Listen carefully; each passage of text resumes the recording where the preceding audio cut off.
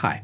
In section 15 of Counsels and Maxims, Schopenhauer discusses how we should organize our thoughts and our attention, and the kind of freedom that we will achieve by practicing self-control.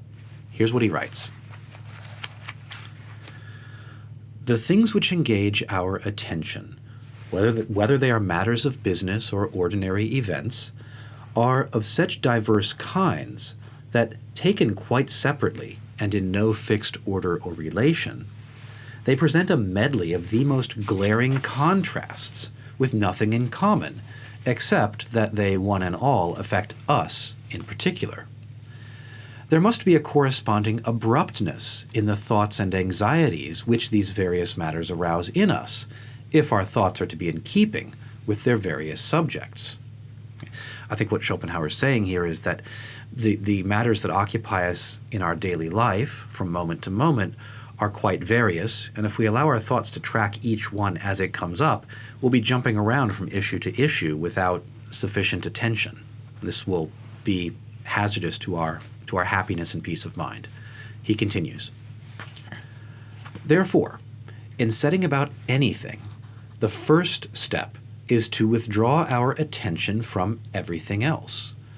This will enable us to attend to each matter at its own time and to enjoy or put up with it quite apart from any thought of our remaining interests. Our thoughts must be arranged, as it were, in little drawers so that we may open one without disturbing any of the others. He's recommending here a kind of mental compartmentalization. He goes on. In this way, we can keep the heavy burden of anxiety from weighing upon us so much as to spoil the little pleasures of the present, or from robbing us of our rest.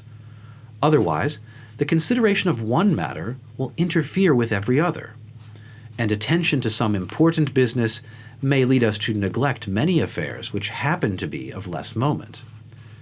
It is most important for anyone who is capable of higher and nobler thoughts to keep his mind from being so completely engrossed with private affairs and vulgar troubles as to let them take up all his attention and crowd out worthier matter. For that is, in a very real sense, to lose sight of the true end of life. Propter vitam vivendi perdere causas. And that's a quote from Juvenal. That means roughly to live in a way that destroys the reasons for living, to squander your life and merely to remain alive for a longer period of time. Of course, for this, as for so much else, self-control is necessary.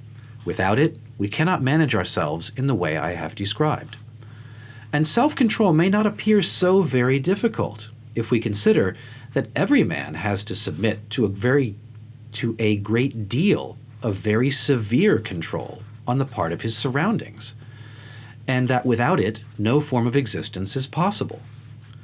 Further, a little self-control at the right moment may prevent much subsequent compulsion at the hands of others, just as a very small section of a circle close to the center may correspond to a part near the circumference 100 times as large.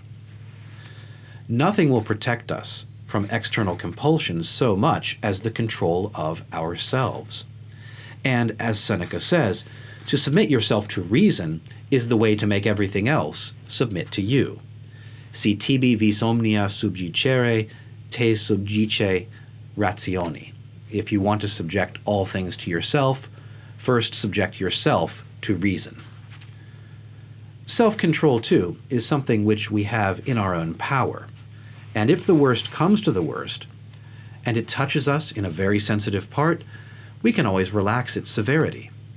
But other people will pay no regard to our feelings if they have to use compulsion, and we shall be treated without pity or mercy. Therefore, it will be prudent to anticipate compulsion by self-control.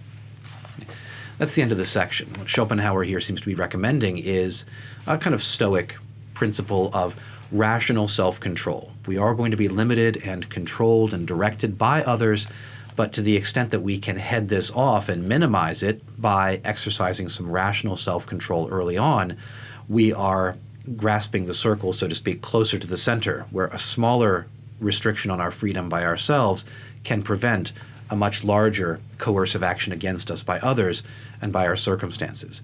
This by way of also sort of preserving our peace of mind and our equanimity as we try to go through the inevitable sufferings of life. So that's my commentary on section 15 of Schopenhauer's Counsels and Maxims. We'll look at section 16 in the next video. Thanks for watching today. Goodbye.